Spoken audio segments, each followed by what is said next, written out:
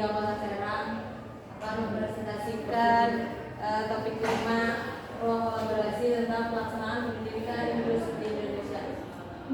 Materi pertama akan disampaikan oleh saya sendiri. Anggota kelompok.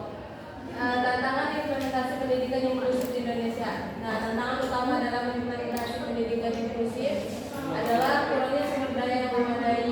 Hal ini meliputi ketersediaan ruang kelas yang memadai, fasilitas pendukung seperti alat belajar, dan sumber daya manusia yang terlatih untuk mendukung kebutuhan peserta didik berkebutuhan khusus. Stigma sosial terhadap peserta didik berkebutuhan khusus menjadi hambatan serius dalam pendidikan inklusif. Terkadang masyarakat masih kurang memahami kondisi dan potensi peserta didik berkebutuhan khusus, sehingga terjadi penolakan dan diskriminasi yang menghambat akses mereka ke pendidikan inklusif. Kurangnya pelatihan bagi guru menjadi kendala dalam menerapkan pendidikan inklusif. Guru perlu memiliki pengetahuan dan pemahaman tentang kebutuhan khusus, penggunaan strategi pembelajaran inklusif, dan pengolahan kelas inklusif. Kurangnya dukungan dan pemahaman diri masyarakat menjadi hambatan dalam pendidikan inklusif. Ya, kita tahu sendiri bahwa tantangan dalam pendidikan inklusif ini yaitu yang paling utama tentang fasilitas yang masih kurang memadai, sumber daya manusia dalam ruang lingkup pendidikan di Indonesia juga masih kurang terhadap berkebutuhan khusus itu sendiri. Dilanjutkan oleh Cynthia. Selanjutnya, bagaimana pendidikan inklusif dapat memenuhi hak anak berkebutuhan khusus. Berdasarkan filosofi dan prinsip pendidikan inklusif menekankan bahwa pendidikan inklusif memiliki beberapa prinsip. Yang pertama, mengajar semua anak yang berkebutuhan khusus di kelas reguler tanpa memandang jenis kelamin. Jadi di kelas inklusif ini tidak membeda-bedakan anak baik yang berkebutuhan khusus maupun yang umum. Yang kedua, memberi semua siswa kesempatan yang besar untuk senantiasa belajar di setiap kontribusi. Jadi memberi kesempatan kepada semua siswa, baik itu yang berkebutuhan khusus maupun yang umum. Yang ketiga, menyediakan layanan yang dibutuhkan oleh sekolah umum. Yang keempat, memberikan dukungan kepada guru dan manajer reguler, menyediakan waktu, latihan, sumber daya, dan strategi. Yang kelima, jadwal bisa meratakan baik untuk siswa berkebutuhan khusus dan yang lain. Untuk jadwal siswa berkebutuhan khusus dan siswa yang umum itu disamaratakan.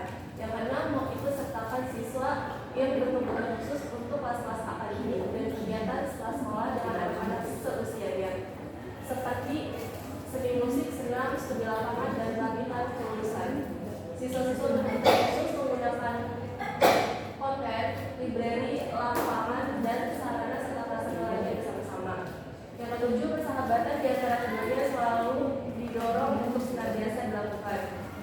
Kedelapan, lingkungan masyarakat harus menerima siswa yang berkebutuhan khusus.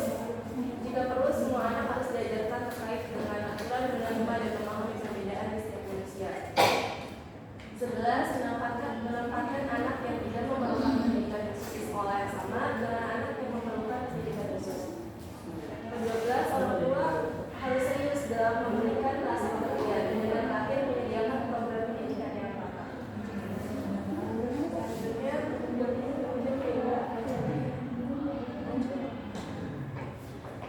berdasarkan prinsip tersebut, muncul implikasi sebagai yang pertama, peserta didik, kedua kurikulum, pendidik, tenaga kependidikan, sarana prasarana, evaluasi, pengawasan, dan partisipasi. Selanjutnya, siapa? Oke, jadi berdasarkan prinsip tersebut yang muncullah implikasi sebagai berikut. Yang pertama, peserta didik. Peserta didik itu di dalam sekolah inklusi itu harus dipenuhi gitu kebutuhannya. Nah, yang kedua, masalah kurikulum. Kalau kurikulum itu di Indonesia masih belum ada kurikulum yang khusus untuk sekolah inklusi. Yang ketiga, pendidik sama tenaga pendidikan. Nah, untuk sekolah inklusi itu belum ada guru pembimbing khususnya, jadi kayak masih minim gitu terhadap tenaga pendidikan. Yang keempat, sarana prasarana. Masih dipertanyakan juga tentang sarana prasarana yang ada di sekolah inklusi mengenai untuk pemenuhan kebutuhan belajar peserta didik, kayak seperti buku buku untuk tunanetra yang kondisinya tuh harus tulisan braille gitu. Yang kelima ada evaluasi mengenai program pendidikan inklusi di Indonesia. Yang keenam ada pengawasan. Yang ketujuh partisipasi masyarakat. Nah, partisipasi masyarakat di sini masih kurang karena anak berkebutuhan khusus itu masih dianggap aib oleh masyarakat setempat untuk sekolah gitu. Selanjutnya akan disampaikan oleh Tanu.